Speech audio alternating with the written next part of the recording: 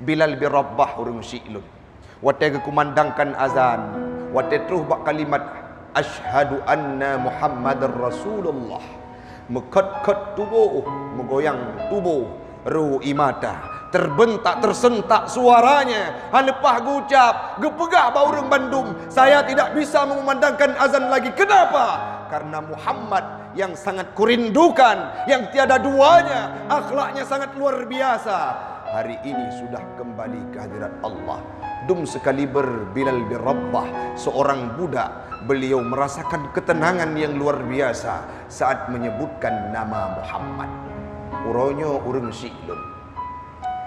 Wate tersebut nama Muhammad, urang hanya berdiam diri, bahkan tidak ada respek dan hana geopen. Seolah-olah nama Muhammad itu menjadi narasi dongeng belaka. Seolah-olah nama Nabi Muhammad itu menjadi hal yang biasa. Seolah-olah nama Nabi Muhammad itu tidak ada cerita yang unik, hanya kesabut hal yang menarik bagi kehidupan kita. Mindset yang sudah dikembangkan oleh pengaruh zaman sekarang, sehingga Nabi Muhammad bacut-bacut urang Syi'lun hampir gaduh dalam kehidupan anak-anak gedanya. Mereka tahu siapa Nabi Muhammad, tapi mereka tidak mengerti jelas bagaimana perjuangan kepahitan Nabi Muhammad dalam menegakkan akidah Islam.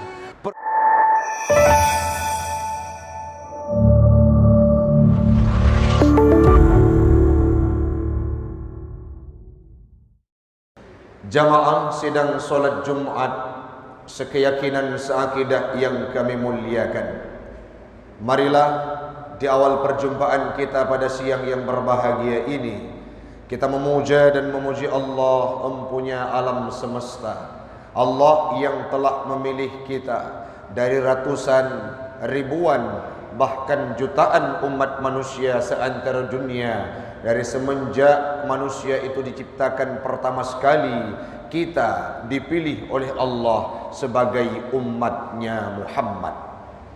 Selawat dan salam keharibaan baginda Rasulullah sallallahu alaihi wasallam, seorang nabi yang mampu merubah mindset jahiliyah menjadi mindset yang Islamiah, mendakwahkan Islam dalam senang, dalam duka, dalam teduh, dalam riang, dalam sedih maupun gembira, pantang menyerah sampai syariat Islam itu sempurna perintah Allah. Salawat dan salam kepada al dan sahabat beliau sekalian, alim ulama mutaqaddimin dan mutaakhirin yang muktabar kedua-duanya. Yang kita hormati guru kita bersama Imam Syekh Masjid Al-Ikhlas, yang kita hormati panitia pembangunan, pengurus masjid, jamaah sidang solat Jumat sekeyakinan seakidah yang kami muliakan. Hamba Allah urang Syi'lun adun ado yang lentuan pemulia. Kita masih berada dalam nuansa maulid, masih berada dalam nuansa untuk ingat kepada Nabi. Dimanapun kadangkala kita dapati ada orang-orang yang masih menceritakan kepada kita menyangkut dengan bagaimana sejarah sepak terjangnya Nabi Muhammad sallallahu alaihi wasallam. Bahkan hari ini hamba Allah, kalau ada orang yang melarang, ada orang yang tidak mengindahkan, ada orang yang mencaci Nabi Muhammad, kita mungkin merupakan orang yang berada di garda terdepan untuk menantang, untuk melawan, bahkan untuk memperjuangkan supaya Nabi Muhammad nama beliau selalu digaungkan. Kalau kita lihat dalam kehidupan kita di Aceh, bukan hanya 1 bulan, bukan hanya 1 pekan, bahkan hampir 4 bulan secara berenten dan beruntun perayaan hari lahirnya Nabi Muhammad itu dilaksanakan di berbagai penjuru. Namun hari ini hamba Allah, makin le urang yang cekot ke Nabi, tetapi seolah-olah kalau kita lihat, kalau kita analisa, ucapan itu hanya sebatas lisannya saja. Gepegah galak ke Nabi, gepegah cinta ke Nabi, gepegah sayang ke Nabi, namun dalam praktek kesehariannya mereka tidak pernah bahkan jarang mempraktekkan dan mengaktualisasikan karakter akhlak yang pernah gepraktek li Nabi Lamudin. Urangnya pada menala urang-urang yang khususnya di tempat katanya di Aceh, yang kadang-kala ada orang yang menyampaikan Nabi Muhammad nyan hana betul bandum urang bengek. Watena urang pegah Nabi Muhammad itu tidak perlu dikenang, bandum urang akan marah. Namun tidak kita sadari hamba Allah, karakter, akhlak, sepak terjang Nabi Muhammad dalam kehidupannya dulu. Uronyo kamulai gada dalam kehidupan peradaban umat beragama, khususnya di tempat katanya hamba Allah. Nabi pribadi yang gad akhlak, dengan musuhnya beliau berkawan sehingga tunduk kepada Islam karena akhlak yang dilakonkan oleh beliau. Kita jangankan dengan lawan, dengan kawan saja kita bermusuh-musuhan. Nabi jamun watena keburukan yang dilakukan oleh lawannya, wate diludahi ia babah wate bungoh atau uleg. Bahkan dalam sebuah cerita Fatimah nemo nekalan Nabi Muhammad ditimpakan dengan kotoran manusia di atas kepalanya. Apa yang Nabi balas terhadap kejahatan yang dilakukan oleh lawannya? Beliau pulang saat si yang menganiaya beliau tadinya, orang yang elanya Nabi bunuh, sakit. Watenya budak Nabi tanya Mbak Siti Aisyah, ada bekal? Ada ya Rasulullah. Mari kita ziarah ke tempat orang sakit. Kemudian Nabi berangkat untuk ziarah ke tempat kafir Quraisy yang sering menjahili beliau, yang sering menganiaya beliau. Geme padum krek roti dan padum anak kurma. Sehingga sikat cerita hamba Allah terjadi dialog di sana, ya Muhammad. Tapi ti uro ilanya kata. Tip uro lung pehek kata. Tip uro lung rudah ibabah atau le kata.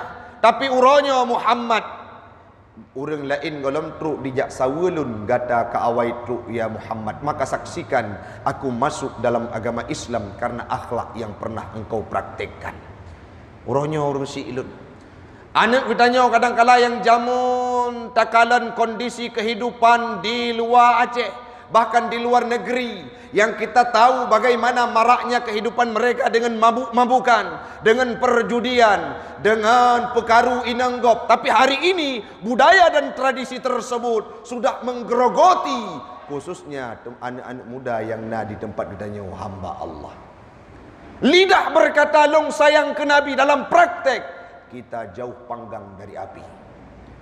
Begot akai dengan sama tetangga, begot akai dengan jiran, begot akai dengan keluarga. Namun dalam kenyataannya, anu yang kadang-kala ngan mak sendiri, ngan ayah sendiri hana got akai.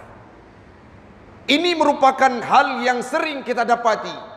Tidak mungkin dinarasikan satu persatu, mungkin dah pegah tidak dua, tapi kita nyoban Bandung uronyo merasakan dan muncul kekhawatiran bahwa bagaimana generasi bangsa katanya di masa yang akan datang. Urang-urang yang lebih-lebih dalam Cina dengan kondisi Piala Dunia luar biasa, terjadinya kadangkala praktek perjudian di kalangan masyarakat. Dan yang paling dominan kadangkala anak-anak muda yang retak-retak kamu. Padahal Nabi menjelaskan bahwa berhentilah untuk bermaksiat, karena Nabi tidak pernah mempraktekkan hal tersebut. Dalam nuansa maulid kadangkala kita tinggalkan prakteknya Nabi, walaupun kita berbicara lung sayang kat ke Nabi, lung cinta ke Nabi, lung rindu ke Nabi, tapi dalam praktek li katanya sang-sang seolah-olah orang yang memusuhi Nabi. Nyo kenyo yang jid kerenungan bagi pribadi lun, bagi drawan, bagi katanya Bandung. Hamba Allah, Nabi Muhammad itu merupakan sosok teladan dalam kehidupan kita. Dalam kitab tafsir Jalalain yang tuan baca, akhlak Nabi tiada duanya dan patut dikatanya tak ikuti urung si'ilum. Dalam sebuah ayat waktu perintah oleh Allah Ta'ala, tubu ilallahi taubatan nasuha. Dalam Hasyiah Sawi dijelaskan bahawa Nabi Muhammad sidra urang yang hana pernah pebut dosa. Beliau maksum, tidak pernah mengerjakan dosa kecil, bahkan dosa besar, apalagi dosa besar. Tapi Nabi Muhammad thiuro si malam bersyukur dan taubat kepada Allah mi'ata marrah. Tirtuh go gelake taubat kepada Allah Ta'ala. Bahkan wa fi riwayatin la astaghfirullaha tubu ilallah min sab'ina fa aktsara min sab'ina. Beliau taubat, beliau mengucapkan istighfar kepada Allah dalam satu riwayat hadisnya lebih banyak daripada 70 kali. Itu praktek akhlak yang dilakukan oleh Nabi. Hana ada usaha ke? Beliau dijamin maksud, beliau dijamin surga, diberikan Al-Quran oleh Allah, tapi untuk berendah diri ke Allah demi bersyukur kepada Allah terhadap nikmat dan rahmat yang diberikan, beliau rela mengorbankan waktunya untuk taubat dan istighfar kepada Allah. Akhlak yang dipraktikkan oleh Nabi. Pernah perut drawannya netun dengan batai, pujut getun dengan batai. Sahabat galai pajuh bu, sahabat galai pajuh makanan. Watai dalam sabuh sepeperangan, Nabi Muhammad tengah gekuah parik. Watenya perut cukup berat dia, tapi karena melihat kawan dan sahabatnya belum makan, hanai pajuh belum, gecok batai, gikat lam kertas, gikat baka iang, kupu tujuan supaya nak mutun perut bacu gotnyan bek dia. Dumnan akhlak Nabi dipraktikkan dalam kehidupan. Maka wajar watai Nabi kagwa ba Allah, watai Nabi kawafut, watainya budah Umar bin Khattab gehayak-hayak pedung lagi diceritakan dalam kitab Nurul Yaqin. Pakon sahabat itu merasakan kehilangan, merasakan hilangnya sirna gado bagaimana praktek akhlak yang jud keteladan dalam udip. Han lepah kebayangkan li para sahabat bagaimana sosok yang menggantikan Nabi Muhammad, karena memang hana yang ganto urung silun. Budah Abu Bakar gekun Umar, Muhammad nyan adalah sidro manusia yang udip saban lagi katanya wasid, yang punya anak, dan Muhammad itu pula akan meninggal dan wafat kadangkala dalam peperangan, dibunuh oleh lawannya. Orangnya Muhammad kagada ya wahai Umar bin Khattab. Lagi tanya Bandung, menyegetanya sembah Muhammad akan meninggal, mayyitun akan jid wafat dan meninggal, tapi menyegetanya sembah Allah Taala, lagi tanya akan sabi Allah sabi akan kekal dan getanya akan selamat, sehingga melupop duduk Umar bin Khattab. Beliau menyampaikan bahawa aku tidak sanggup membayangkan bagaimana kehilangan sosok Muhammad. Kenapa? Hatiku yang keras dilunakkan oleh karakter dan akhlaknya. Dum sahabat Umar bin Khattab, orang yang paling cubu, orang yang paling behu. Bahkan dalam sebuah catatan sejarah, Umar bin Khattab itu dikenal dengan sosok gulat. Tidak ada orang yang mampu mengalahkan beliau. Tapi beliau luluh lantak dengan akhlak yang pernah dipraktekkan oleh Nabi dulunya. Sampai Umar bin Khattab han lepah neputua drawa kepada Nabi. Bilal bin Rabah orang syi'lun, watai kumandangkan azan, watai terus bak kalimat asyhadu anna Muhammadar Rasulullah, mekat-kat tubuh, menggoyang tubuh, ruh imata, terbentak tersentak suaranya. Halepah gucap, gepegah bau orang Bandung, saya tidak bisa mengumandangkan azan lagi. Kenapa? Karena Muhammad yang sangat kurindukan, yang tiada duanya, akhlaknya sangat luar biasa, hari ini sudah kembali ke hadirat Allah. Dum sekaliber Bilal bin Rabah, seorang budak, beliau merasakan ketenangan yang luar biasa saat menyebutkan nama Muhammad. Uronya urang si'lun, watet tersebut nama Muhammad, urang hanya berdiam diri, bahkan tidak ada respek dan hana geopen. Seolah-olah nama Muhammad itu menjadi narasi dongeng belaka. Seolah-olah nama Nabi Muhammad itu menjadi hal yang biasa. Seolah-olah nama Nabi Muhammad itu tidak ada cerita yang unik, hanya kesabuk hal yang menarik bagi kehidupan kita. Mindset yang sudah dikembangkan oleh pengaruh zaman sekarang, sehingga Nabi Muhammad bacut-bacut urang syi'lun hampir gaduh dalam kehidupan anak-anak gedanya. Mereka tahu siapa Nabi Muhammad, tapi mereka tidak mengerti jelas bagaimana perjuangan kepahitan Nabi Muhammad dalam menegakkan akidah Islam. Pernah tubuhnya dilempari dengan bebatuan, pernah mengurai air matanya, pernah berderai darahnya di kota Taif menjadi saksi. Kota Taif hari ini menjadi saksi bisu kepahitan Nabi Muhammad dalam membawa ajaran Islam. tidak ada duanya kepahitan beliau. Didorong, dilempari dengan pokok korma, dilempari dengan bebatuan, dilempari dengan kotoran onta. Beliau sabar. Kenapa? Demi kita semuanya, umatnya. Bahkan sampai akhir ajalnya, saat sakratul maut, Nabi mengucapkan ummati, ummati, ummati. Dalam sebuah hadis kudusi di akhir paparan ini hamba Allah, saat Jibril berdialog dengan Allah, ya Rabb, apa yang harus kutanyakan kepada Muhammad? Tanyakanlah kepada Muhammad, apakah dia akan kembali dengan ridha kepadaku? Pukul Muhammad siap untuk wabaklun. Watai kena sakratul maut Nabi. Watai nyan getron Jibril, getanyang bak Nabi Muhammad. Ya Muhammad, Allah sudah menanti kehadiranmu. Malaikat di atas sudah menanti kehadiranmu ya Muhammad.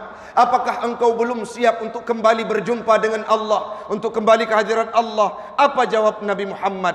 Ya Jibril, aku ridha, aku senang, sangat ingin berjumpa dengan Allah. Namun satu pintaku ya Jibril, bagaimana jaminan yang diberikan oleh Allah untuk umatku kelak di yaumil qiyamah?